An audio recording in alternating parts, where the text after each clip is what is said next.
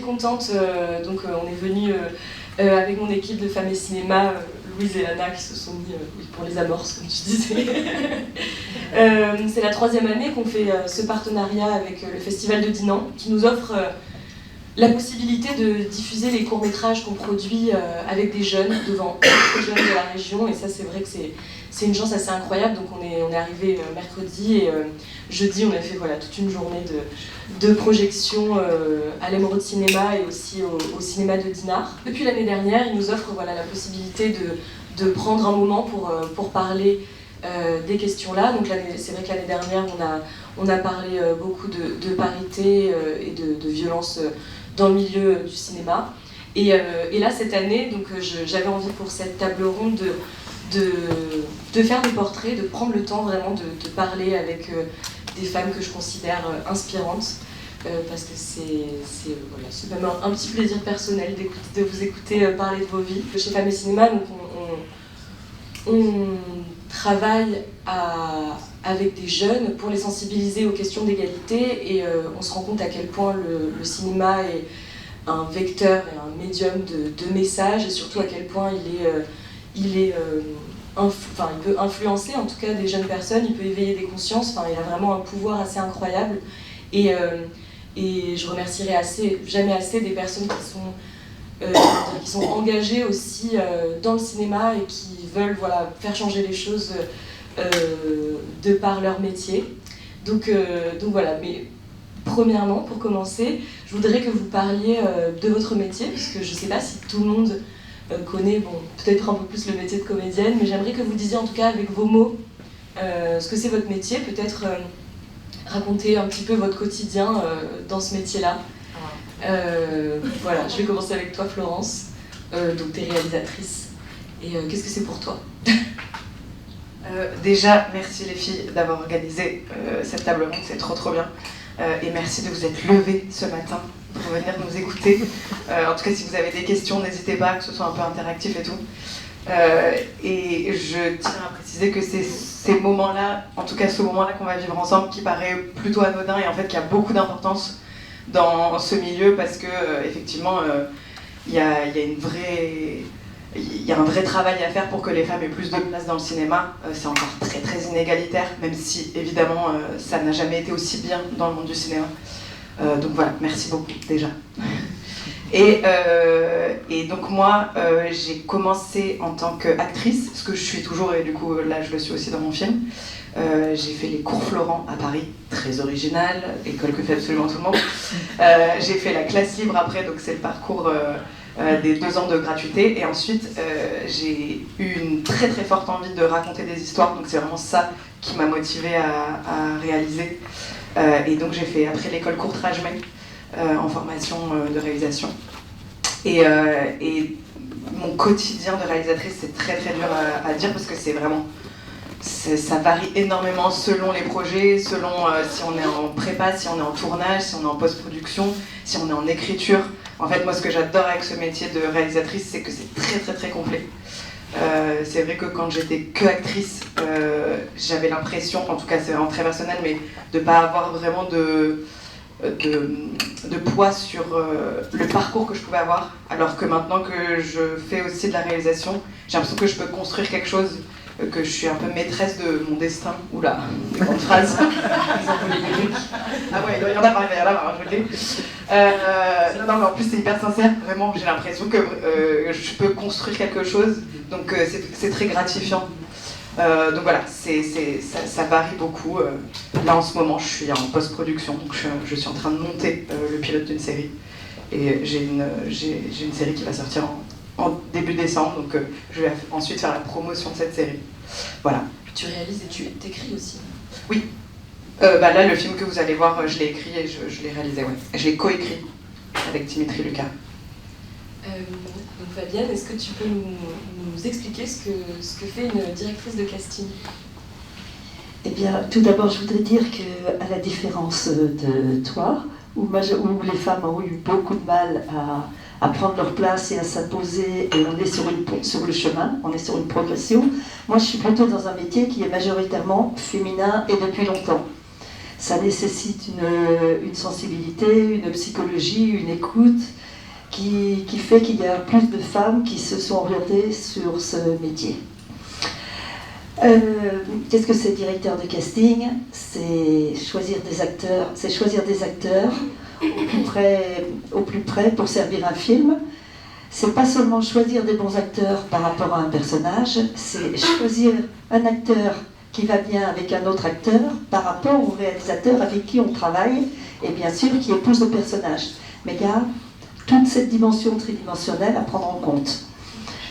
Un exemple, je travaille avec un jeune cinéaste pas encore très expérimenté. Je ne veux pas faire travailler ensemble, même si au moment où j'organise les essais, je ne vais pas forcément prendre les acteurs qui vont avoir fait les meilleurs essais, je vais prendre les acteurs qui fonctionnent le mieux ensemble. Par exemple, je ne vais pas prendre un acteur cérébral et un acteur instinctif à jouer ensemble si je suis avec un jeune cinéaste qui ne sait pas diriger les comédiens. Parce qu'il y en aura toujours que seulement un des deux qui sera bon et l'autre ne sera pas.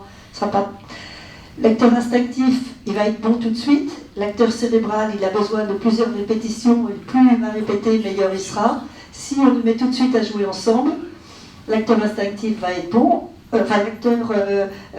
fur et à mesure des répétitions, l'acteur qui est plus cérébral va devenir meilleur, et l'acteur instinctif, de plus en plus, va se demander ce qu'on attend de lui, et va se perdre. Donc c'est des choses, c'est au-delà de la qualité du jeu, c'est quand même des choses à prendre en compte. Il y a d'abord, qu'est-ce que c'est aussi le métier de directeur de casting? C'est d'avoir un gros réseau relationnel, d'être force de conviction auprès des acteurs qui font le marché pour que le film puisse exister. Enfin là, je ne vous parle pas du court-métrage, mais quand il faut lever des fonds pour faire un long-métrage, si je suis sur un film à 2 millions, je n'ai pas la même pression de choix des acteurs que si je suis sur un film à 10 millions. Et quand je suis sur des gros films, il faut que j'ai construit des relations personnelles avec les gros acteurs qui font le marché, parce qu'ils reçoivent 40 scénarios par jour et ils ont à peine le temps d'ouvrir leur courrier. Donc il faut que je sois force de conviction pour qu'ils s'intéressent au scénario que j'aurais envoyé et qu'ils le lisent. Et il y a les acteurs après qui je cours, et puis il y a les acteurs qui me courent après.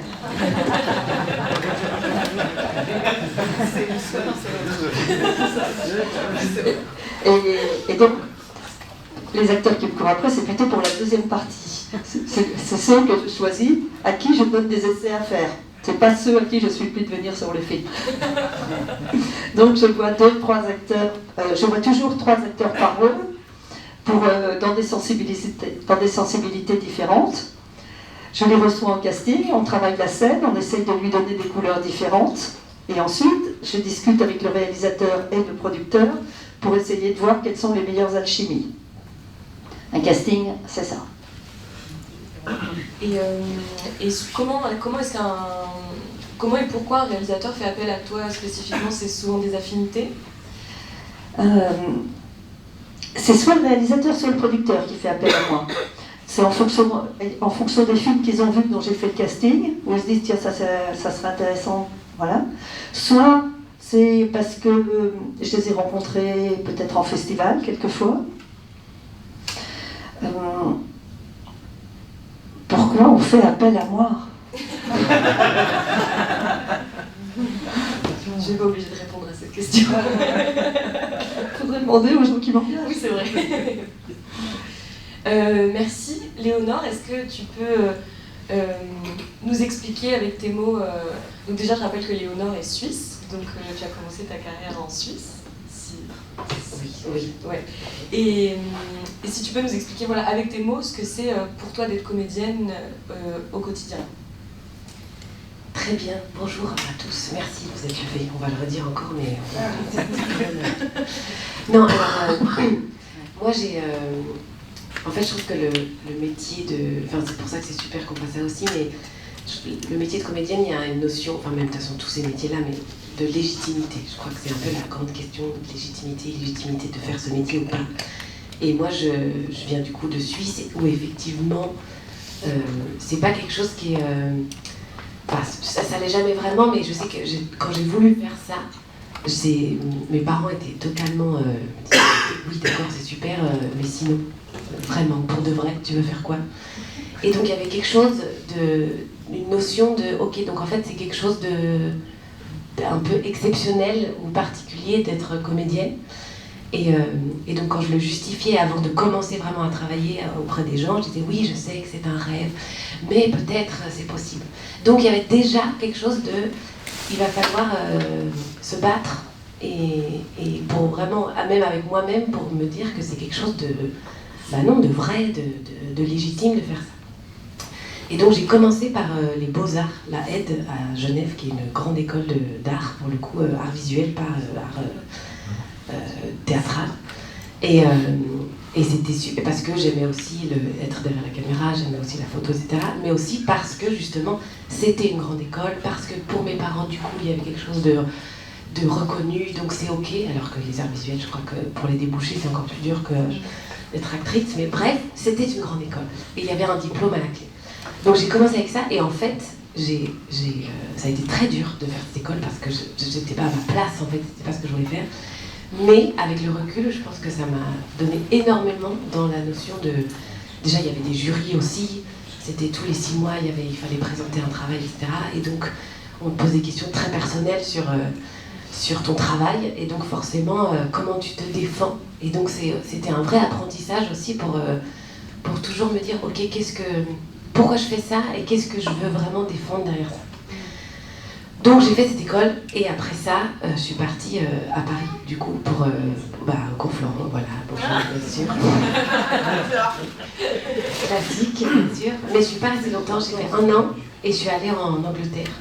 Et ça, pour le coup, ça a été un apprentissage incroyable en tant que comédienne, parce que les Anglais ont une culture du travail, et de la rigueur, et de la discipline qui est hyper... assez dingue en fait, c'est un peu des monstres, quoi. Il y a quelque chose où ils arrivaient 1 heure avant que l'école ouvre, juste pour s'échauffer dans la rue. Enfin, vraiment, le contraste en France, c'est incroyable. Donc la notion du retard n'existe pas. Enfin, si on est en retard, on rentre pas. Et puis on a tellement envie d'être là qu'on n'a pas envie d'être en retard. Du coup, enfin, voilà, il y a des notions où on apprend le texte. Il y a quelque chose où c'était, si t'apprends, si c'est pas ton texte, pareil, tu ne joues pas, enfin, tu viens pas. Donc ça met des bases solides. Ok, bon, très bien, on va travailler. Et suite à ça, je suis retournée en France, je suis retournée à Paris. Et parce que je voulais aussi travailler en France, je voulais travailler en Suisse. Enfin, j'avais pas envie d'abandonner aussi le cinéma français, que je trouve que j'aime pas vraiment beaucoup, et le cinéma suisse quand même. Et en fait, du coup, en Suisse, il y a une super école à Parla-Aide qui s'appelle l'École, peut-être vous connaissez, qui est à Lausanne, qui est une très grande école d'art, mais aussi pour le cinéma. Et ils ont un cursus justement avec des réalisateurs qui est vraiment super, où leur film de 3e année est produit, etc. Et ils cherchent souvent du coup des jeunes comédiens pour jouer dans leur film. Et c'est là, en fait, c'est de ça que ça a commencé, où du coup j'ai passé des essais dans un des films, et ça m'a donné des images. Et donc, parce que, voilà, il y a aussi ça quand on est comédienne, c'est que, après qu'on soit formé, comment on travaille, surtout dans le cinéma. Donc, quel âge, pardon, quand tu as fait tes premiers... J'ai commencé plus tard aussi, parce que du coup, vu que j'avais fait les Beaux-Arts avant, je pense que mon premier court-métrage comme ça, j'avais 25, ce qui est tard. Entre guillemets, je mets tard parce que oui, cette notion de l'âge, et je crois qu'elle est vraiment importante, surtout en tant que femme. Il y a vraiment, je suis arrivée à Paris, et donc j'avais 23 ans quand j'ai commencé à remporter. Et tout de suite, et tout le monde avait 18 ans dans la classe, et on m'a tout de suite dit dépêche-toi, t'as 24 ans, t'es bien. Et donc il y a cette notion tout de suite, ah oui d'accord, donc en fait, ok. Donc là il y a une horloge qui s'est mise en place, je dois rattraper mon retard. Et pas de famille. Voilà, vraiment. Et donc voilà, et donc cette notion, mais je trouve que ça elle est vraiment importante, parce qu'elle fait partie aussi de la légitimité de comédienne, c'est tout ce qu'on nous met en tant que femme, de dépêche-toi, ta fleur d'âge elle est entre 20 et 30 ans, il faut se dépêcher qu'on commence à te repérer, parce qu'après ça redescend, enfin toutes ces notions. Concrètement, qui c'est qui te disait ça? mes profs, mes premiers profs au cours Florent, je me souviens, on m'avait dit ça, mon premier cul, il m'a dit dénonce. Non, mais en plus, c'est ce truc paradoxal où il me disait, tu as le profil pour faire le conservatoire, pour faire ci, pour faire ça, mais dépêche-toi. Donc ça met un espèce d'endroit très... en même temps, c'est super, en même temps, oui, mais du coup, comment on fait pour y accéder, puisque je suis trop vieille. Donc, cette notion a été là. Et donc, du coup, en même temps, ça m'a donné un truc de, ok, bah, alors on y va, on n'a pas le temps de réfléchir. Donc, j'ai commencé à travailler comme ça. Et ensuite, il y a eu le Covid. Et juste après le Covid, j'ai été prise dans l'événement de Audrey Diwan, je ne sais pas si vous avez vu ce film, qui a gagné le Lion d'Or à Venise en 2021, qui parle de l'avortement, c'est repris de Annie Ernaux, qui raconte son avortement dans les années 60. Et donc, Audrey Diwan l'a adapté en film. C'est un très beau film en toute objectivité, vraiment. Et voilà, et ça, j'étais un peu plus... J'avais 27 ans quand j'ai fait ça. Et là aussi, pendant le casting, tout le temps, on me demandait t'as quel âge, parce qu'il fallait jouer une fille de 20 ans. Et en même temps, et puis c'est toujours contradictoire, en même temps on te dit mais dis pas ton âge, parce qu'on ne sait pas du tout, tu fais plus jeune, ou tu fais... Et en même temps, on te le demande quand même, c'est toujours, on ne sait jamais, et on te dit mais c'est... À moi, tu peux le dire, parce que moi, je vais pouvoir faire... voilà. Alors qu'en fait, ça te catégorise quand même. C'est vraiment une course... Et moi, j'ai raconté des bêtises. Je me souviens même mon premier agent, j'ai pas osé lui dire l'âge que j'avais, alors que vraiment, j'ai changé de 2 ans. Ça ne change rien. Et du coup, quand j'ai eu l'événement, elle s'est rendue compte en faisant mes papiers que ça ne correspondait pas. J'ai tellement honte de devoir lui avouer que, bon, bah, en fait, j'ai menti de 2 ans. Elle dit, mais 2 ans en plus, qu'est-ce que ça change quoi? Mais tu te rends pas compte dans la tête quand ça change quelque chose. Mais c'est avec le temps qu'effectivement, il y a, du coup, j'ai eu ce film, et donc il y a un endroit aussi de légitimité qui a commencé à exister, où je me suis dit, bon, mais en fait, on va arrêter avec cette notion qui n'a aucun sens, mais qui est très ancrée, et j'en parle parce que elle est tellement universelle, elle est vraiment, tout le monde se lie à ça tout le temps. Et voilà, et donc après ça, du coup, j'ai commencé à tourner, etc. J'ai continué à tourner aussi en Suisse, parce que n'oublions pas quand même ce cher pays, c'est aussi grâce à lui que je suis là aujourd'hui, donc vraiment, on va quand même parler. Et puis la Suisse, du coup, on en parlait hier, elle fait des coproductions beaucoup avec la France aussi et la Belgique. Et donc j'ai tourné du coup dans une série franco-suisse de Pierre Monard qui s'appelle Hors Saison, qui est sortie en 2023. Et oui, je sais que tu voulais qu'on parle de Diagonale, qui est un film, j'en ai parlé un peu hier, qui est sur YouTube, de Anne Torrance, et qui est un plan séquence de 5 minutes sur le consentement, la notion du consentement, et qui a explosé sur les réseaux, enfin sur YouTube en l'occurrence, de façon totalement inattendue, vraiment, qui a fait plus de 100 millions de vues, parce que ça raconte justement toute cette notion de... pendant le j'en perds mes mots, pendant le moment intime, bref, à quel moment, où est la barrière de la limite du consentement, de savoir dire non, etc. Et je vous invite vraiment à le voir, parce que c'est vraiment un film très important sur cette notion-là.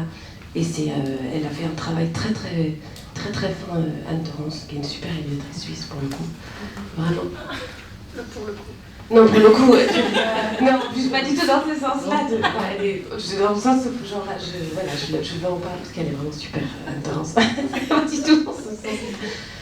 Voilà, et pour terminer ça, là, j'ai écrit un seul en scène, parce que je trouve ça, qui s'appelle Fury, et qui parle d'une pilote de course, de Formule 1, parce que, justement, alors bon, ça c'est encore un autre milieu un peu particulier, mais il n'y a pas de femmes dans la Formule 1, vraiment. Alors, il y a des femmes qui sont pilotes de course, mais en Formule 1, dans le Graal, il n'y en a pas. Il y en a eu un peu dans les années 80, et aujourd'hui, il n'y en a pas du tout. Et après, bon, c'est un sport où on en pense ce qu'on veut, etc., qui est très contradictoire à plein d'aspects. Mais je trouvais intéressant comme métaphore de notre métier, d'aller chercher une pilote pour parler aussi du combat que c'est en tant que femme dans un métier comme la course, mais qui correspond à plein d'aspects au métier de comédienne aussi. Et ça raconte son parcours justement avant qu'elle monte dans sa voiture et qu'elle fasse sa course. C'est les 12 heures avant la course. Et c'est toute une sorte, un peu d'autobiographie de mon parcours. C'est un seul en scène que tu vas jouer au théâtre. Que j'ai joué, Que tu as déjà joué. J'ai commencé l'année dernière à la Flèche à Paris. Et là, je le joue en Suisse en mars. Et je reviens le jouer à Paris l'année prochaine. Oui, s'il te plaît. Merci beaucoup. Excuse-moi, je te repose la question. Pour toi, qu'est-ce que c'est d'être comédienne? Alors, je pense... alors, c'est une question aussi... je pense qu'il y a cette notion du jeu où c'est... on en parlait un peu ce matin. En fait, d'être acteur, actrice, il y a quelque chose qui est... d'avoir cette possibilité de pouvoir être quelqu'un d'autre d'une certaine façon. Après, on n'est jamais totalement quelqu'un d'autre, mais de pouvoir dire ce qu'on veut, je crois, transmettre des choses. Alors évidemment, souvent c'est des paroles d'un réalisateur ou d'une réalisatrice, mais à travers un peu une partie différente de nous, en étant quand même un peu nous, mais je trouve souvent les acteurs ou les actrices, on est un peu introvertis souvent. Alors parfois on dirait pas comme ça, mais il y a quelque chose de très, très intime, et je crois que le jeu permet du coup d'avoir cette liberté de pouvoir dire ce qu'on a envie de dire, de pouvoir s'exprimer autrement, tout en se cachant un peu derrière un personnage, une autre couche de soi.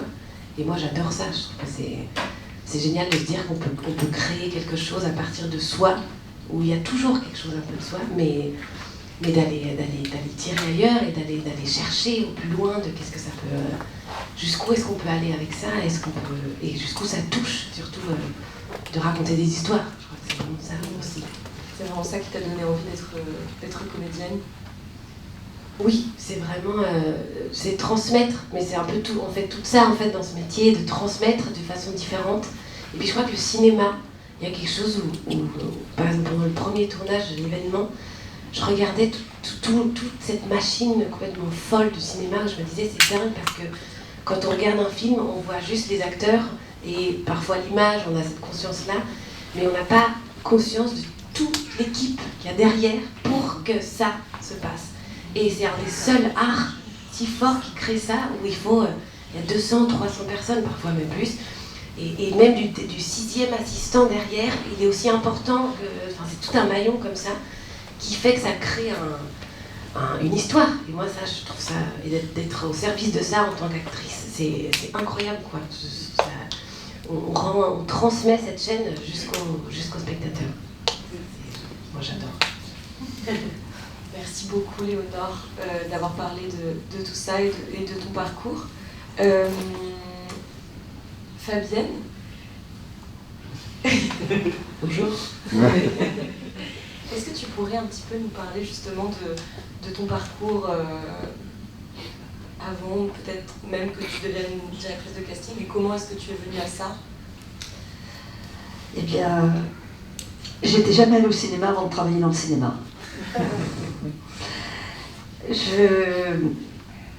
Hier, on abordait la question des violences. Hier, moi j'ai grandi en institution, j'ai grandi dans des maisons de redressement, dans des bons pasteurs. Donc effectivement, j'étais quand même très très loin du monde du cinéma. Et puis ensuite, je voulais être infirmière, donc j'ai fait la formation pour et j'ai travaillé dans un hôpital. Mais comme j'avais pas l'éducation pour, je me suis fait renvoyer. Et puis après, je suis venue à Paris, j'ai travaillé dans le monde de course de Formule 1. Le hasard des choses, et je m'occupais de trouver les hôtesses, seul personnel féminin dans le milieu des courses. Je m'occupais de trouver les hôtesses pour l'accueil, pour distribuer les produits de sponsoring, et je travaillais pour la famille beltoise.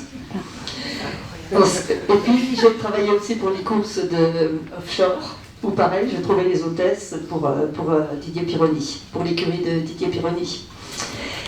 Et quand je travaillais à l'hôpital, j'avais vu un jour un tournage au château de Fontainebleau, parce que j'étais à l'hôpital de Fontainebleau. Et je me suis dit que toutes ces jeunes filles qui avaient des belles robes, c'était un film d'époque, je me suis dit que toutes mes hôtesses, elles pouvaient peut-être aussi enfiler les belles robes et travailler pour le cinéma. On est au début des années 80, où quand on voulait rencontrer quelqu'un, on le rencontrait, qu'il n'y avait pas de digicode, et que tout, pour les relations humaines, tout était tellement plus simple. j'ai pu rentrer dans le cinéma parce que c'est encore un des derniers espaces où c'est plus ta personnalité que ton diplôme qui fait ta carrière. Je parle pas des caméramans, mais il y a encore cette ascension sociale possible par le cinéma sans diplôme. Bon, il y a aussi la politique, mais c'est autre chose. En tout cas, je suis arrivée dans le cinéma donc, par la figuration. Mes hôtesses, mon fichier d'hôtesse au début ne me servait à rien parce que le premier film, mon fichier d'hôtesse, il s'en foutait, il cherchait des enfants. J'ai rangé mon fichier, j'ai fait les sorties d'école, j'amenais des enfants tous les matins à la production jusqu'à ce qu'il y en ait 2 qui correspondent à ce qu'ils cherchaient. Après, il a fallu encadrer les enfants sur le tournage. Je me suis rendu compte que je gagnais par semaine ce que je gagnais par mois à l'hôpital, j'ai trouvé ça bien. Et puis le deuxième film, pareil, et mon fichier d'hôtesse, il s'en foutait, il cherchait 20 vieilles femmes pour tourner nues dans un hammam. J'avais jamais mis les pieds dans un hammam. Je savais pas ce que c'était. Mais je suis allée danser avec les mamies dans le dancing de la coupole l'après-midi. Et j'ai trouvé ma vieille dame qui veut bien tourner nue dans un hammam. Et pardon, Fabien, mais comment est-ce que tu parles aux gens quand tu dois convaincre une vieille dame qui a jamais tourné dans un film et en dans un hammam nu? Comment est-ce que tu... Et surtout, je trouve que convaincre quelqu'un, enfin, ça demande de l'expérience, etc. Ah non, pas du tout. En fait, comme j'avais pas les codes sociaux, que j'avais pas beaucoup d'éducation, donc pas de barrière non plus, ce qui est un avantage. Donc je suis un peu sans filtre. Pas de filtre, oui. Donc je dis les choses. Je dis que les mamies, cependant, mon absence de culture, quelque part, me servait aussi. Parce que je disais aux mamies, quand elles me disaient, mais mes enfants vont me voir, mais non, il y a de la fumée, il y a beaucoup de fumée, il y a de la fumée là. Et en tout cas, j'ai trouvé mes amis, et le directeur de production du film a trouvé que j'étais quand même très débrouillarde, parce que quand je dis qu'on est nos propres freins, c'est qu'en fait, on se pose des limites tout seul, et on se met des barrières tout seul, et moi, j'avais pas ce problème-là. Et puis surtout, je rentrais dans un monde où tout était mieux que le monde d'avant. Donc je ne lâchais pas l'affaire, je rentrais par les fenêtres partout. Et le directeur de production de ce film-là, il commençait le dernier métro juste après. Donc là, j'ai pu faire travailler toutes les hôtesses pour le bal dans le dernier métro. Puis une fois que j'ai fait le dernier métro de tout, j'ai fait Tout feu, tout flamme de Jean-Paul Rapneau. Et puis j'ai travaillé avec tous les grands cinéastes des années 80. Et pendant ce temps-là, j'apprenais mon métier de directrice de casting. Je rencontrais les acteurs. Je suis allée tout de suite au cinéma. Je suis allée tout de suite à Cannes.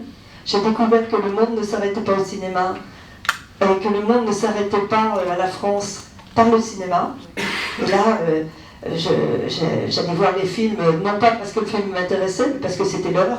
Et j'enchaînais les productions, et j'enchaînais les films comme ça. Et j'ai appris en faisant. J'ai été tout de suite au théâtre. Alors là, c'est pareil, j'avais pas les codes. J'ai d'abord rencontré des comédiens qui étaient dans des pièces. Enfin, j'avais pas monté les marches, je comprenais rien, je m'ennuyais, c'était. Et puis ça s'est fait. Et tu parlais de la légitimité. La légitimité, il faut du temps. Pour se sentir légitime, il faut du temps. Et je crois que c'est un peu vrai dans tous les métiers, il faut une bonne dizaine d'années avant de commencer à se sentir légitime dans quelque chose. Et il y a eu un moment où tu t'es vraiment senti légitime, enfin, tu as senti le changement La semaine dernière. Breaking news, c'est tout récent. Ouais. Beaucoup. Ouais. Et je sais que tu as fait du casting de figuration aussi. Oui, ça c'était le commencement.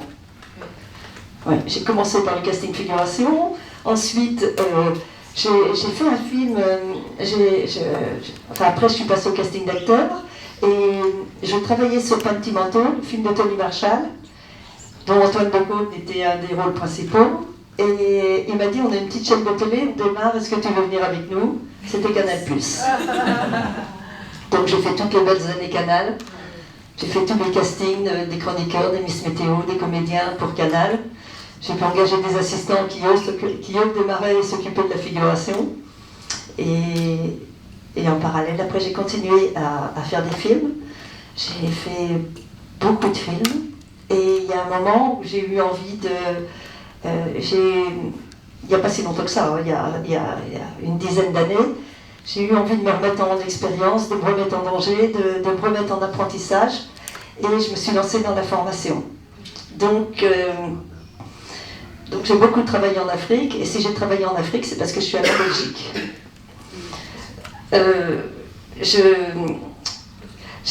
J'assurais un atelier de formation des comédiens en Belgique, et c'est un festival international à Mons, où il y a aussi tous les producteurs et réalisateurs africains qui sont invités à ce festival. Et ils n'ont rien d'autre à faire une fois qu'ils ont présenté leur film que de traîner, aller boire des coups et voir ce qui se passe ailleurs. Et sauf c'est pas notre genre.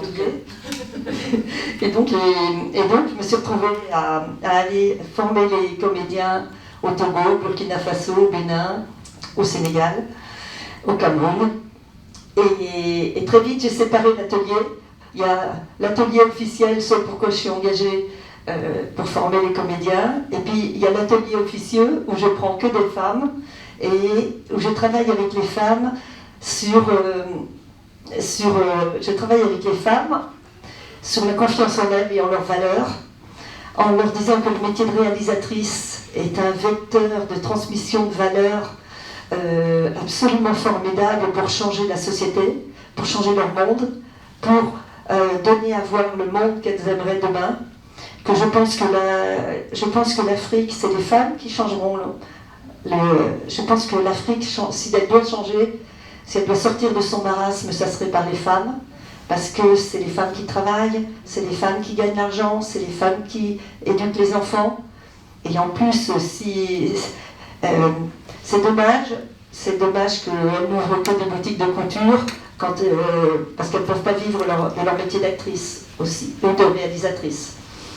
Et donc, au-delà de leur apprendre les codes de jeu internationaux, parce que en Afrique, elles sont dans un code de jeu qui est très démonstratif, qui correspond aux besoins pour la télévision locale. Mais quand il y a des productions étrangères, ils viennent avec tout le casting et ils ne prennent pas les acteurs africains parce que les codes de jeu ne sont pas les mêmes. Donc je travaille avec eux pour les amener comme on apprend l'anglais et l'espagnol.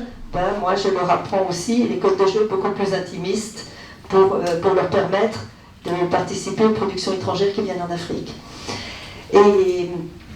Et sinon, pour ce qui est du changement de métier possible, je leur dis que c'est une compétence d'être comédienne.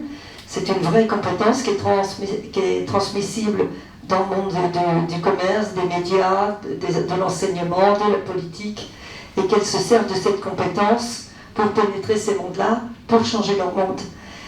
Et donc je travaille avec elles sur la précision du langage, savoir minuter son temps de parole, savoir construire une histoire, et je les engage je travaille en sensibilité commune avec les réalisatrices et les comédiennes pour aller vers des sujets sociaux qui vont transformer la perception des violences, par exemple. Juste pour vous donner un exemple, un petit garçon qui prend une poupée, immédiatement le père va dire lâche ça, c'est pas pour toi, c'est la poupée de ta sœur, et on est toujours dans ces stéréotypes. La bonne réponse que peut avoir la femme, c'est de quoi t'as peur, que ça devienne un bon père? Juste changer des petites choses comme ça, qui font réfléchir autrement. Et c'est ce sur quoi je travaille en Afrique.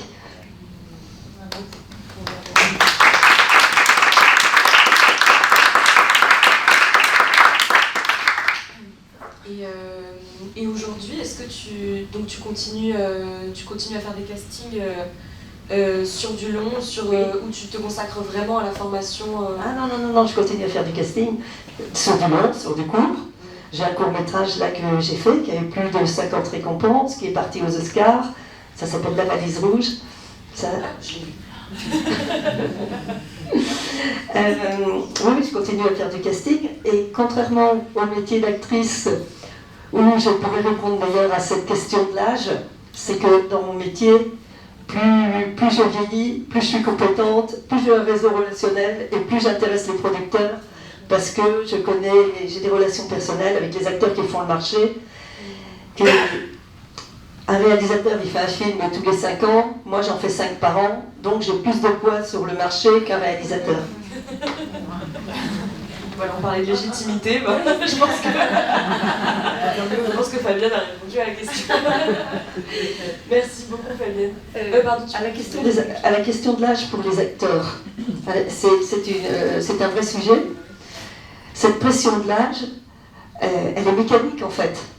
Elle est mécanique, c'est que on veut que l'intérêt pour les jeunes comédiens de démarrer le plus vite possible, vers 7, 17, 18 ans, etc., c'est qu'il y a moins de monde, c'est qu'il y en a moins, ils sont tous à l'école.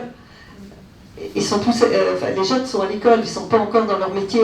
Donc il y a moins d'acteurs sur ce créneau d'âge, et il y a plus de chances d'être repérés avant 23 ans, alors qu'à 25, 26 ans, alors là, il y en a tout d'un coup 10 000 qui arrivent sur le marché, qui sortent tous des écoles professionnelles d'acteurs, la concurrence devient plus rude, et c'est plus difficile de faire sa place. Donc l'idée de l'âge, c'est pas l'âge en soi, c'est une économie de marché. Oui, bien sûr, mais parce que toi, tu le vois, tu as une vision hyper justement ouverte et grande de ça, tu vois. Mais c'est vrai que, et qui est très juste en plus de ce que tu dis, mais nous, en fait, on nous l'indique vraiment d'une façon de, tu vois, même dans les profils où tu dois dire que tu as entre 20 et 25 ans, ou 25 et 30 ans, qui te met tu vois, une notion où on ne te dit pas que c'est à cause d'une certaine formation, mais juste de... On va finir par voir qu'en fait, là, tu as... Enfin, tu vois, et qui est surtout chez les femmes, tu vois, parce que les garçons, ils n'ont pas cette pression-là, tu vois. Alors que justement, et c'est pareil, tu vois, ils peuvent commencer à 18 ans, enfin, tu vois, c'est de ce que tu dis. Mais la femme, il y a un peu ça. Après, quand même, c'est en train de changer, comme le reste. Il y a quand même de plus en plus d'ouverture pour ça. Mais c'est pas encore quelque chose qui est totalement... tu vois, mais c'est pour ça que je trouve que c'est bien d'en parler, parce qu'on n'en parle pas assez, alors que c'est vraiment... Et puis il y a une ancienne directrice de casting qui a écrit un livre, Françoise Ménidret, et qui disait « Tout se joue avant 30 ans ». En clair, quand tu es comédienne, si tu n'as pas réussi avant 30 ans, tu peux changer de métier. Et heureusement, il y a des exemples comme Corinne Mazero et d'autres. Laure Calamy, j'entends Virginie Fira. Donc, heureusement, il y a des contre-exemples qui laissent un peu d'espoir aux comédiens qui s'engagent dans ce métier. Florence, bonjour. Bonsoir.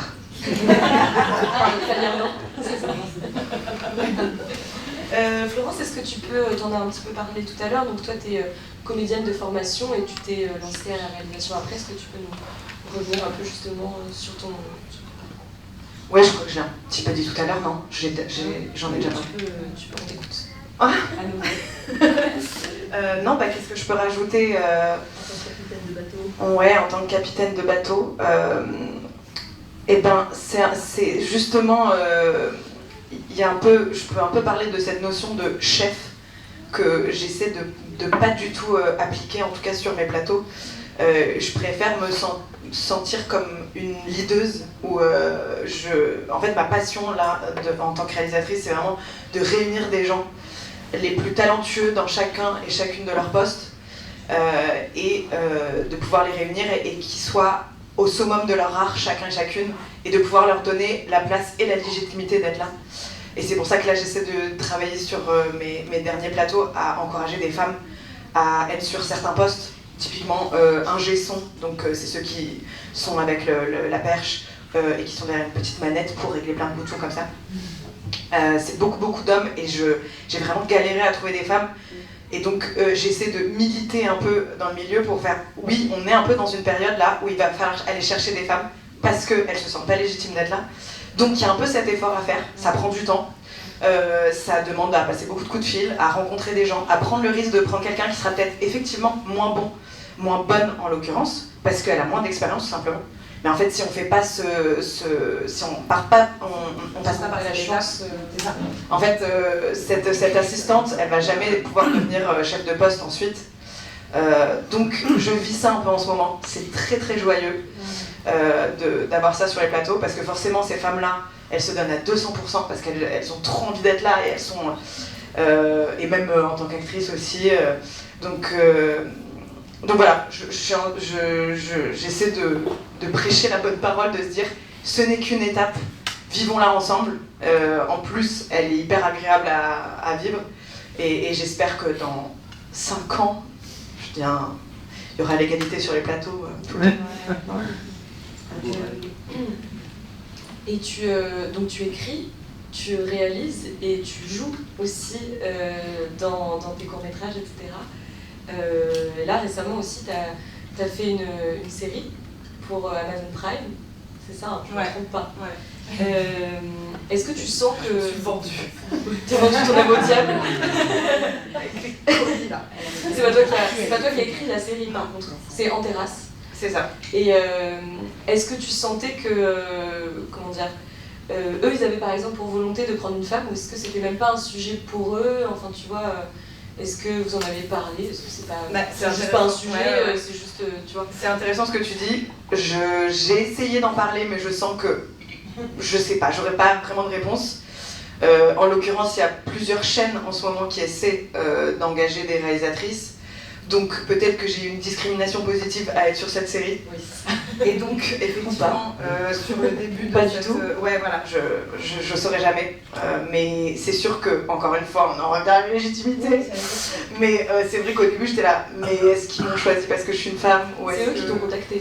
C'est eux qui m'ont contacté. Enfin, c'est la production qui a monté vraiment ce projet, qui est allé chercher des réals, des scénaristes, une plateforme. Et en fait, encore une fois, j'ai essayé de très vite m'enlever ça de la tête et de me dire j'ai complètement ma place. En plus, je sais faire ce métier, enfin, d'espèce de rebooster ma confiance en moi, parce qu'en fait, sinon, on va jamais avancer déjà. Et puis encore une fois, je me sentais aussi dans cet état. J'étais même s'ils m'ont pris parce que je suis une femme, c'est pas grave. Parce qu'au moins, là, moi, c'est grâce à des nanas, des réalisatrices que j'ai voulu faire ce métier. J'ai fait ah d'accord, c'est possible en fait. Elle a eu du budget pour son long-métrage. Ah, ça veut dire que moi aussi, enfin vraiment très concrètement. Donc voilà, je me dis, là, je vois déjà plusieurs nanas à qui je parle et qui font ah ouais, ils t'ont donné les manettes d'une série Amazon Prime et tout. Ah ouais, d'un coup c'est possible. Juste en fait l'étincelle de ah, c'est juste possible. C'est juste ça de. Et j'avais travaillé justement avec des jeunes de banlieue et je voyais à quel point c'était fermé, enfin à quel point on leur donnait pas juste la possibilité de rêver. Et c'est énorme dans ce métier de juste avoir la possibilité de me dire c'est possible de faire ce métier. Oh, j'en ai des frissons carrément. Non, c'est hyper...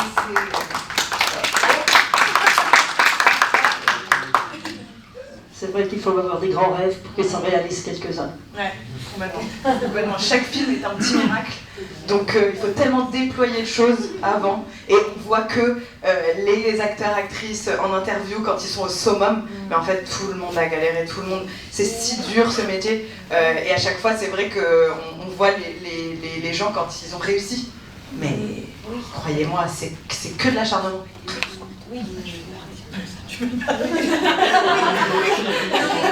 Je trouve que c'est tellement juste et que c'est exactement ça. On parle souvent justement des parcours quand ils sont réussis, du coup qui sont inspirants, etc. Alors que en fait, quand on le raconte dans l'autre sens de comment est-ce qu'on a tous galéré, pas tous mais quand même beaucoup, c'est beaucoup plus inspirant. Moi, je sais que j'adore entendre justement les parcours où on s'en est pris plein dans tous les sens, et c'est ça en plus qui nous construit et qui fait que justement on gagne aussi notre légitimité sur le long terme, etc. Parce que ça a été un chemin de croix aussi, un endroit, et puis c'est un métier qui est, rien n'est jamais acquis. Et je crois que ça, dans tous nos métiers de ce milieu-là, c'est jamais acquis, parce que du jour au lendemain, on peut décider de ne plus t'appeler, et c'est vraiment pas que en tant qu'actrice. On peut arrêter de te proposer des films, on peut arrêter de proposer des financements, enfin, il y a toujours une sorte de diktat au-dessus, assez abstrait, qui fait qu'on sait que c'est un métier où voilà, il faut se battre et se renouveler continuellement pour pouvoir, et qui est aussi, du coup, je pense que c'est pour ça qu'on aime le faire, mais Mais donc c'est pour ça, je trouve que c'est toujours important de pouvoir raconter, voilà, plutôt que ce soit 10% la série, ce serait plutôt 0%, et faire les coulisses de comment ça se passe aussi. Mais c'est vrai, par exemple, dans cette série, moi je me suis toujours dit, mais pourquoi on montre pas aussi les comédiens qui galèrent, Qui viennent chercher. Voilà, c'est hyper drôle. En plus, on a tellement d'anecdotes aussi. Vraiment, il y a un panel. Ah mais voilà, d'ailleurs je viens de faire un truc qui pour le coup était un peu un secret d'inspiration. C'est pas grave, on le partage. Mais voilà, il faut parler de ça. Et c'est le breveter. D'où l'intérêt de travailler dans la joie et de profiter de chaque étape dans ce métier, parce qu'en fait on sait tellement qu'à tout moment ça peut s'arrêter, que du coup ça nous met dans un espèce de moment présent où, en tout cas là, maintenant que je monte mes projets, j'essaie de prendre à chaque fois un maximum de plaisir à chaque étape. Donc à l'écriture, peut-être que je ne vais pas avoir d'options, ce qu'on appelle des options, pour être payé à l'écriture. Ensuite, une fois que je paye à l'écriture, je ne sais pas s'il va y avoir de financement pour que le film se fasse, donc de trouver un peu de joie. Et pour vous donner un petit exemple, parce que j'ai calculé là récemment, j'essaie de passer au long métrage cette étape, quand on fait plein de courts métrages. Ouais.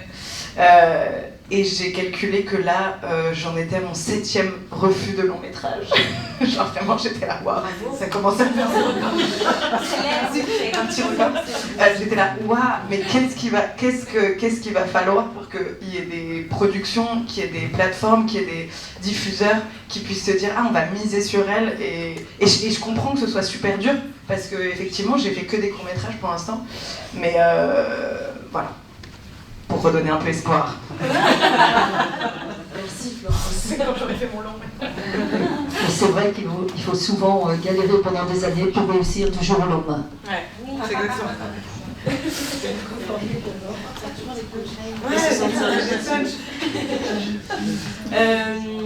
Fabienne, maintenant que tu as le micro, je vais te demander, toi en tant que directrice de casting, est-ce que, parce que voilà, ces dernières années, on a beaucoup réfléchi aux stéréotypes dans le cinéma, on a beaucoup, voilà, le cinéma c'est aussi, il y a des violences sur le plateau de tournage, avec MeToo dont on a beaucoup parlé, et du coup je pense qu'on en est venu aussi à re-questionner aussi sur les personnages féminins dans les films, qui sont très souvent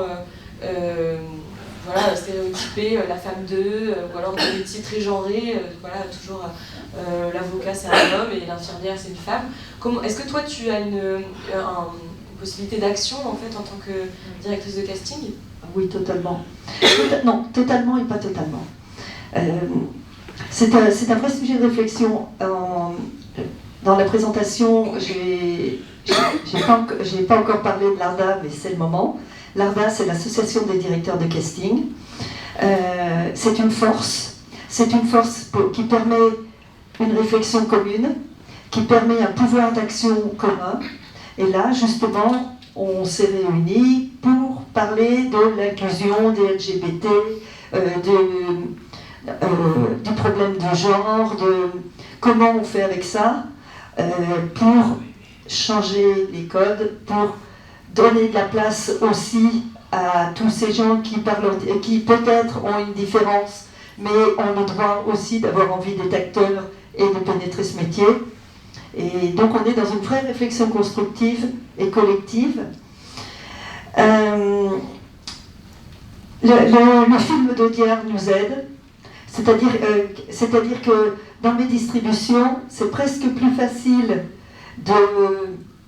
je dirais que ça serait presque plus facile, par exemple, de mettre un transgenre dans le rôle principal aujourd'hui que de mettre un acteur totalement inconnu. Enfin, passé 25 ans, j'entends. Plus facile dans quel sens? Parce que en termes de communication, d'accroche de médias, d'accroche de producteurs, ça fait plus événement que de monter un acteur que personne ne connaît sur le rôle principal. Les extrêmes, toujours. Alors, pour répondre à ta question, à la place des femmes en général, des femmes de plus de 50 ans en particulier, j'ai travaillé sur le film de Noël Alpi, En ciel, qui est sorti l'année dernière. Le rôle du maire était écrit pour un homme, c'était forcément un homme, alors qu'aujourd'hui, dans la moitié de la France, les maires sont des femmes. Et le réalisateur n'y avait pas pensé, et je lui en ai pas parlé non plus, mais au lieu de faire un casting d'hommes sur le rôle du maire, j'ai fait un casting de femmes, et je lui ai présenté 3 comédiennes, et pas 3 comédiens, sur le rôle. Et donc, ça a changé, il s'est dit oui, pourquoi pas, et c'est une femme qui a eu le rôle. C'est Mathilde Van Berg, si vous la connaissez, qui a eu le rôle du maire. Donc oui, on n'est pas... Au début, quand tu es jeune et fragile, tu fais ce qu'on te dit, mais au fur et à mesure que tu prends de la compétence et de la légitimité, tu peux te permettre d'être force de proposition et tu peux te permettre d'être vraiment participant à la création de la cohésion de la distribution du film. Et qu'est-ce qui a été dit justement dans cette assemblée de l'ARDA? Est-ce que c'est... Enfin, comment dire? Qu'est-ce qu'il y en a... quelle a été la conclusion en fait du fait que vous soyez tous retrouvés pour parler de ces sujets-là? Est-ce que vous avez eu des directives, enfin pas des directives, mais est-ce que vous avez tous signé des directives pour justement offrir plus d'inclusivité, de visibilité Il ne se signe pas grand-chose dans nos métiers. On est quand même beaucoup dans la liaison par la parole, et c'est juste... Ce qui est intéressant, c'est juste une prise de conscience pour que chacun d'entre nous puisse faire ce que j'ai fait sur le rôle du maire. Oui. Et est-ce que vous avez eu l'impression que ça a mordé dans le sens où les autres étaient d'accord avec ça, ou est-ce qu'il y a des difficultés quand même pour faire... En fonction de la personnalité de chacun des directeurs de casting et de ce qu'ils peuvent et ce qu'ils sont, qu'ils peuvent se permettre de dire à un réalisateur. Donc c'est vraiment très variable, mais sur le principe tout le monde est d'accord, mais après pour le mettre en place, tout le monde n'en a pas les moyens ou le courage. Merci Fabienne. Léonore, toi tu as joué dans un film qui a eu un grand résonnement ces dernières années, dont tu en parlais tout à l'heure, qui est L'événement de Audrey Diwan, et qui retrace une jeune fille qui va se faire avorter illégalement dans les années 60. Et toi, tu joues l'antagoniste. Oui. Est-ce que... Enfin, comment...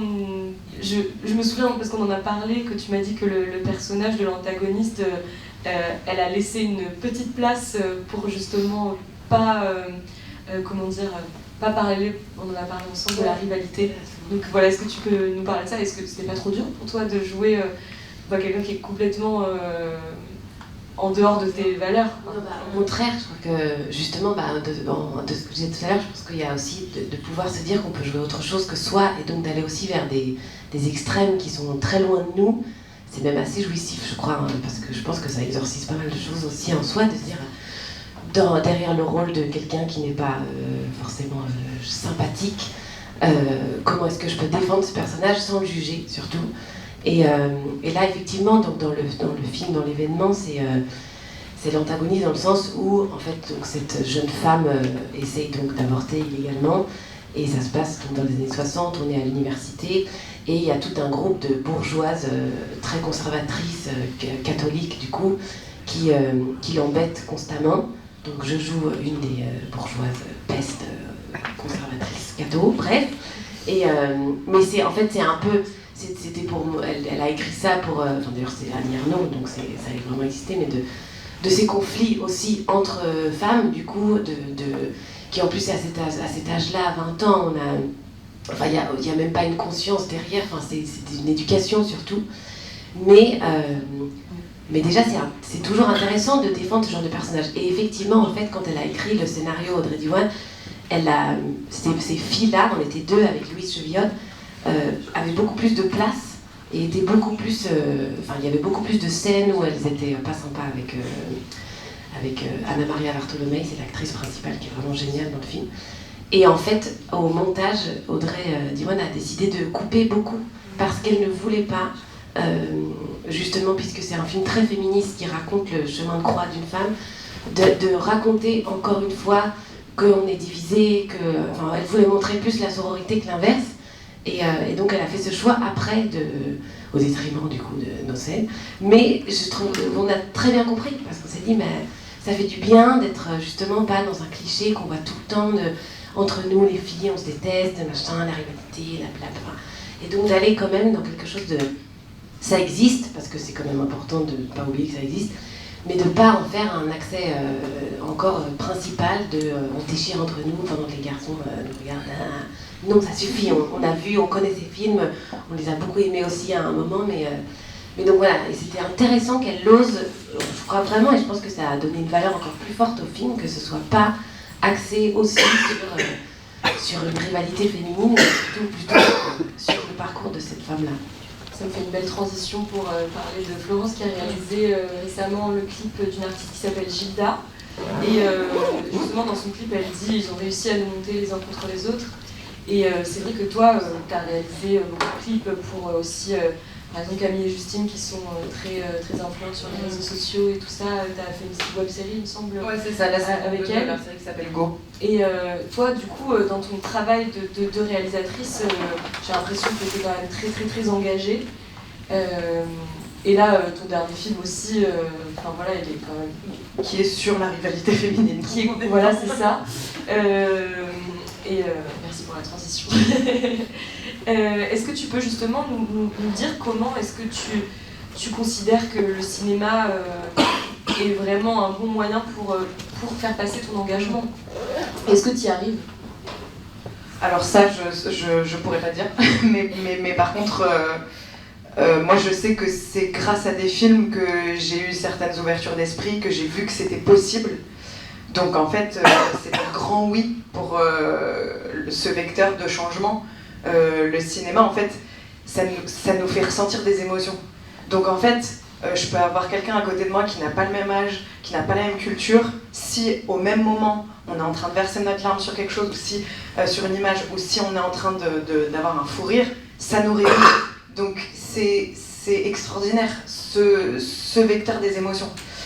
Donc moi je ne vis que pour ça, que pour les caméras aussi. Et du coup quand je veux faire passer un message, avant de me dire ça, c'est plus de quelle émotion j'ai envie qu'on ressente quand on voit cette scène, quand on voit cette image, quand on voit cet acteur, cette actrice. Donc voilà, je dirais que c'est plus par rapport à ça. Allez, une petite turn-up. Donc, je sais plus ta question. C'est quoi? Ouais, Donc, comment est-ce que le cinéma pour toi est un moyen de... Oui, bah voilà, non, c'est sûr. Et du coup, oui, bah, pour parler de rivalité féminine, je vous spoil pas si du coup vous n'avez pas vu mon film qui va passer cet après-midi, mais ça a été un moteur d'écriture de me dire mon Dieu, j'ai grandi. En fait, ça fait tellement partie de moi le fait qu'une autre femme va me piquer ma place, va être une concurrente. Et en fait, c'est un vrai effort. Et encore, là, moi, j'ai la trentaine et il y a une génération en dessous et une génération au-dessus où on voit les fossés qu'il y a entre nous de plus en plus et qu'on essaie de vraiment se réunir vraiment et d'aller contre ça. Mais c'est magnifique ce qui se passe. C'est que du coup, il y a des girls clubs qui se forment où on essaie de soutenir, qui sont hyper importants, qui ne va pas du tout faire un clivage entre hommes et femmes, aucunement, au contraire, c'est juste, encore une fois, le temps que la balance se rétablisse. Et c'est super beau de voir cette sororité qui naît de plus en plus. Voilà, c'est beau. Merci beaucoup, merci à toutes. Est-ce que, je ne sais pas si vous avez des questions pour nos intervenantes. Je me rends pas compte de l'heure. Je pense que ça va. Oui.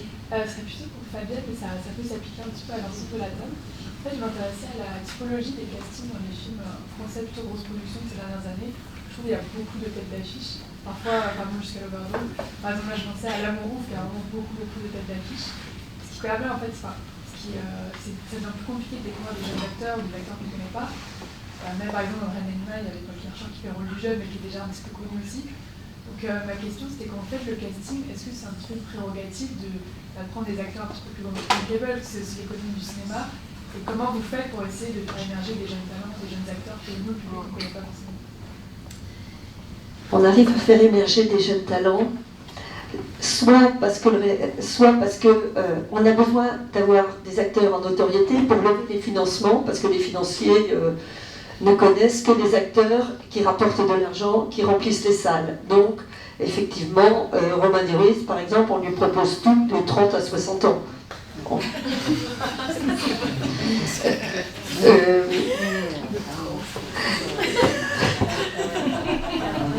Bon, c'est juste un jeu de culture. Et donc, oui, donc le film, si un réalisateur veut que ça soit sa femme dans le rôle principal, c'est bien, c'est sympa, c'est généreux, mais le film n'existera pas. Même si c'est une excellente comédienne. Alors, comment on fait émerger des nouveaux talents? Dans ce cas-là, c'est soit parce que c'est le réalisateur qui est une vedette, et il peut se permettre, puisque la vedette c'est lui, il peut se permettre de faire émerger sur des rôles principaux des jeunes acteurs. Et soit parce que c'est des très jeunes acteurs, comme Paul Kirchner, ou de toute façon des vedettes de moins de 25 ans, il n'y en a pas, donc ça permet de faire chaque année émerger une vingtaine de jeunes espoirs qu'on met en valeur avec les Césars, et tous ces jeunes qui sont dans la lumière, ça leur permet plus ou moins, pas pour tous, que quelques-uns, parce que chaque année on révèle 20 jeunes acteurs, et finalement il n'y en a que 4 ou 5 qui restent dans la lumière, et les autres on ne sait pas ce qu'ils deviennent. Mais les films d'une économie plus réduite aussi, où la pression économique est moins là, permettent aussi de faire émerger des films qui sont à moins d'1 million, permettent de faire émerger des acteurs qu'on ne connaît pas. Les séries aussi. Les séries sont une vraie ouverture, et après, il y a plein d'acteurs qui arrivent à émerger par leurs propres moyens avec les web-séries, enfin tout ce qui sont des initiatives de jeunes cinéastes, de jeunes acteurs, comme le concours Nikon, comme tout ce qu'il y a sur YouTube. Il y en a qui arrivent à faire des millions de vues, et après, même si moi je ne les connais pas, c'est les producteurs qui me demandent d'aller chercher justement ces gens-là. Oui, d'ailleurs, je me pose la question aussi, maintenant il y a beaucoup aussi des gens qui sont sélectionnés pour jouer dans des films parce qu'ils ont énormément de followers, par exemple, sur Instagram. Ouais, c'est ce que j'étais en train de dire. Je vais travailler sur un projet. La réalisatrice ne vit pas en France, elle vit à Los Angeles. Elle a vécu un peu en France, elle est chinoise, de culture chinoise. Elle va venir ici faire un film de genre l'année prochaine, où là c'est que des jeunes acteurs en fait dans le film. Mais la première chose qu'elle m'a dit quand elle est venue à Paris la semaine dernière, c'est de lui trouver des acteurs qui ont beaucoup de followers. Et là, c'est la notoriété d'aujourd'hui. Ouais. Et là, c'est pas là où je suis le plus performante. Oui, ouais, justement je rebondis aussi sur les followers, parce que la série que j'ai réalisée pour Prime Video qui s'appelle En Terrasse, c'était aussi un des critères, puisque c'était des jeunes actrices, et que les 3 rôles principaux sont des Instagrammeurs, Instagrammeuses, dont Diane Segar, qui est quand même une comédienne qui a 10 ans de théâtre derrière elle, donc on sent aussi la différence là-dessus. Et donc j'avoue que le casting était badant, c'est-à-dire que vraiment on nous a présenté un PowerPoint avec des photos et les followers en dessous. Donc on a vraiment avec l'équipe, j'ai fait mais stop en fait, qu'est-ce qu'on est en train de faire? Vraiment c'était absurde, genre vraiment le nombre de cas en dessous, enfin d'accord, je comprends le besoin de faire émerger une série comme ça, où du coup ça fait émerger aussi plein de nouveaux talents, mais il faut un tout petit peu replacer les choses. Et pour aussi vous rassurer, c'est que c'est rassurant et pas rassurant, mais j'ai vraiment concrètement posé la question mais c'est à partir de combien de cas on prend en valeur sur une série? Donc j'ai un peu posé la question à chaque fois vraiment très, très naïvement, et j'ai souvent quand même le 100 cas. Donc quand même pour arriver à 100 cas, c'est énorme. Donc en fait, voilà, pour les acteurs et actrices, oui, 100 000, pardon. Les cas, c'est genre 1000. Pardon. Et donc du coup, voilà, en tant qu'acteur-actrice, où on essaie d'avoir 10 cas, où on est là genre, ah trop bien, et... non, voilà, vaut mieux pas. C'est cool d'être actif sur les réseaux pour voilà, savoir ce qu'on fait, etc. Mais ne nous prenons pas plus la tête que ça, quoi. Je comprends mieux pourquoi tu disais que tu avais vendu ton âme au diable voilà, sur la base de la travail. C'est vrai que c'est assez décourageant pour les acteurs de faire 50 conservatoires. Voilà. Ouais. Donc c'est... Ouais. Oui, c'est ça. Juste une question technique, je voudrais savoir la proportion de réalisatrices-réalisateurs, globalement. Oula. En termes de pourcentage, ouais. T'as pas pris tes chiffres? Non, mais style sur 10, sur 100, 1 sur 100, 1 sur 10, 10. mais de pourcentage qu'il faut. De pourcentage qui font quoi? Réalisateurs, réalisatrices. De nombre. Alors vraiment là je vais dire sûrement des bêtises, mais en France là globalement sur les films qui sont sortis, je crois que c'est de 14 à 20% de réalisatrices. Mais ça se trouve je dis des grosses bêtises. Mais après on a un festival de Cannes qui est le festival le plus prestigieux où sur, encore une fois je vais dire des bêtises, mais sur 24 films sélectionnés il n'y avait que 4 réalisatrices. Donc c'est désespérant. Et c'est grâce à ce genre de festival aussi que c'est ce qui est le plus vu, c'est ce qu'on va voir le plus. Donc il y a aussi un gros effort à faire au niveau des sélections de base où la parité devrait être obligatoire. Alors encore une fois, on peut se dire ah oui mais bon, s'il n'y a pas assez de bons films de réalisatrices là cette année, on va du coup sélectionner des films un peu moins bons et tout. Bon, je suis partisane de oui en fait, mais c'est pas grave, ça va être sur 2-3 ans et en fait je pense que de toute façon si on veut trouver des bons films de bonnes réalisatrices, évidemment ils existent, mais par contre il faut aller un peu les chercher et ça prend du temps aussi. Mais... Parce que le fait que ce soit une femme réalisatrice, ça change quand même sacrément le regard sur ce qui est joué. Ce qu'on observe en tout cas dans la proportion et dans la parité, c'est qu'il y a autant d'hommes que de femmes dans les écoles de cinéma et qu'en fait plus on va vers des films à gros budget et moins il y a de femmes. En fait. Oui, et pour rebondir là-dessus, justement, je ne sais pas si vous avez vu le film de Coralie Farja, The Substance, justement, qui est en train de faire un buzz monumental en ce moment. Et elle, justement, très récemment, elle a refusé d'aller au festival de Chicago, je crois, je ne vais pas dire de bêtises, parce que, justement, le directeur avait des propos en disant « mais moi, je ne veux pas prendre des films juste parce que c'est une femme et que, du coup, il faut... Enfin, de discrimination positive. » Et du coup, elle a refusé d'amener son film là-bas en disant « mais en fait, si on encourage ça, c'est ce que tu dis, c'est-à-dire que du coup, de ce genre de paroles-là, en fait, on ne laisse pas la place et la visibilité, et du coup, je fais un écart sur la Formule 1, mais je trouve que c'est la même métaphore. Aujourd'hui, il n'y en a pas, et du coup, ils sont obligés de créer un espèce de concours, de course à côté pour les femmes, et pour les mettre au niveau. Et du coup, tout le monde dit oui, mais du coup, elles ne vont jamais être au niveau par rapport aux hommes, parce qu'elles ne sont pas dans la même catégorie. Mais en fait, si on ne fait pas ça, il n'y a pas de visibilité, et donc peu importe, c'est hyper important. C'est comme ça que justement, alors qu'il y a le même ratio de réalisatrices et réalisateurs qui sortent des écoles, après, on n'a pas la notion de les voir, donc on n'a pas l'habitude, donc on n'a pas envie de prendre des femmes, alors que c'est comme ça que ça vient. C'est vraiment pour équilibrer ça. Voilà.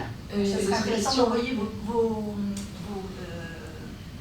films, longs métrages, avec un pseudonyme masculin. Oh, sûrement pas. Ouais, non, justement, j'avais même au bout d'un moment que j'aime pas mon prénom, je m'appelle Florence et du coup je voulais m'appeler Flo. Je voulais que ce soit Flo Fauquet et en fait j'ai fait non parce qu'on va croire que c'est Florent. Donc ouais, c'est vraiment... Mais pour juste rebondir au fait que tu trouves ça intéressant que des femmes se racontent aussi et que on n'a pas le même regard. Il y a peut-être que vous avez entendu parler du female gaze et male gaze, qui est le regard féminin, le regard masculin, qui est hyper intéressant à étudier, qui est un peu pour vulgariser s'il y a une scène, par exemple, on voit une femme danser sur une piste de danse, est-ce qu'on est en train de la regarder danser ou est-ce qu'on danse avec elle? Donc la regarder danser, c'est d'être en voyeurisme, et donc ça serait plus un regard masculin qui regarde une femme danser. Et est-ce qu'on est dans les sensations de la femme qui est en train de danser, et là on est en regard féminin, en female gaze.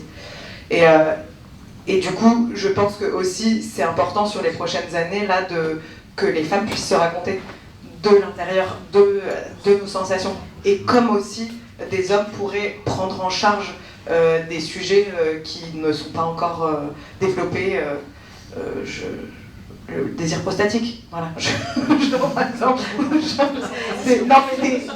Des sujets comme ça qui sont hyper importants au niveau de, si on parle de désir au cinéma, etc., qui peut être hyper intéressant.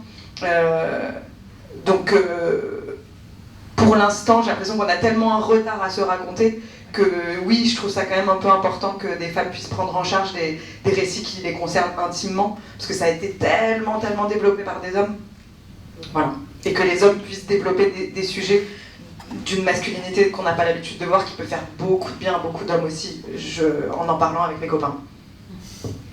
Oui, non, je voulais juste, par rapport aux chiffres, là, en fait, il y a l'AFA, donc actrice directeur de France sociaux, qui a fait une étude très concrète et très complète, justement, sur les chiffres de représentativité des femmes de plus de 50 ans, les réalisatrices, justement, du nombre de réalisateurs et réalisatrices qui font des études, et où après on les retrouve pas. En fait, ils sont ensemble, et après en fait les femmes disparaissent, on les arrête. Donc je vous invite à aller sur le site de l'AFA, AAFA, pour vous pouvez retrouver les études, je pense, en prévenu un petit peu.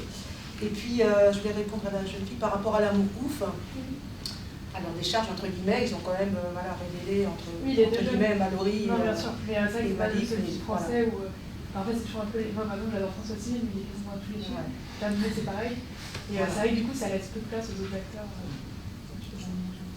C'est vrai que les plateformes aident beaucoup à aussi faire j'allais dire, d'autres acteurs. Et moi, je voulais saluer, en fait, comment dire, ce qui fait bouger là, ce qui peut faire bouger les choses, c'est ce courage-là dont vous avez parlé. On a parlé, Fabienne, on a parlé. Et je pense que c'est ça qui est important dans ce désir d'évolution, c'est à un moment donné.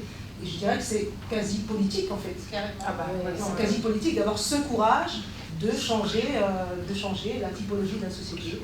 Enfin, pas de la société, parce que la société, on la voit bien, comme elle est diverse, mais de changer la typologie de la représentativité de la société. Comme bravo. Il y avait une autre question, le soin. Oui, il y avait deux trucs. La première chose, c'était pour rebondir sur les acteurs moins connus. En effet, Alain Guiraudy, par exemple, ou Dominique Moll, parce qu'ils ont un nom, ont pu sortir Damien Bonnard. Et voilà, mais c'est encore une fois, c'est des garçons. Il y a très peu de filles pas connues qui, tout d'un coup, ont un rôle important, même avec le réalisateur très connu. Et pour rebondir sur l'amour ouf, c'est vrai qu'on se dit, Gilles Lellouche quand même, c'est Gilles Lellouche, il pourrait avoir un ou deux pas trop connus de son âge. Mais non, c'est vrai qu'il a une ribambelle de gens, on n'en peut plus. Hein. Pierre Ninet, il est danseuse, il fait tout. Il est super, mais c'est assez... Effectivement, ça rejoint un peu ce qu'on disait, c'est-à-dire que moins il y a d'argent dans les films, plus on a un pouvoir de décision. Je dis ça vraiment grossièrement, mais c'est quand même vraiment... Et en fait, là, c'est un format de 12 x 12 minutes. Ils ont vraiment tenté l'expérience de ce format avec des acteurs et actrices pas connus sur les réseaux, mais pas connus du grand public. Donc du coup, pour le coup, ils m'ont laissé vraiment très libre là-dessus. Après, j'avais quelques petites conditions sur des petits rôles, etc.